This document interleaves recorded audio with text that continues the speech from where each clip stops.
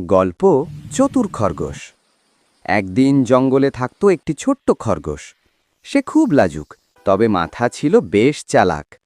খরগোশটি প্রতিদিন বন থেকে খাবার সংগ্রহ করে নিজের গর্তে লুকিয়ে রাখত। জঙ্গলে একটি হিংস্র শেয়ালও থাকত। সে সবসময় খরগোশকে ধরার চেষ্টা করত, কিন্তু খরগোশ এত দ্রুত দৌড়াতে পারত যে শেয়াল কোনোদিনই তাকে ধরতে পারত না। একদিন শেয়াল খুব রেগে গেল।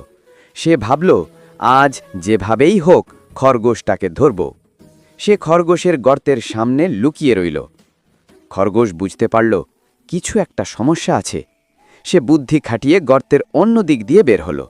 তারপর শেয়ালকে ভয় দেখানোর একটা বুদ্ধি করল।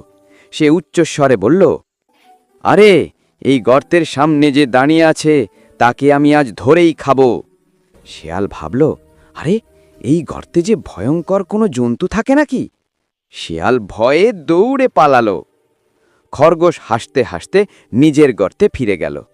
সেদিন থেকে শেয়াল আর কখনো খরগোশকে বিরক্ত করার সাহস পেল না।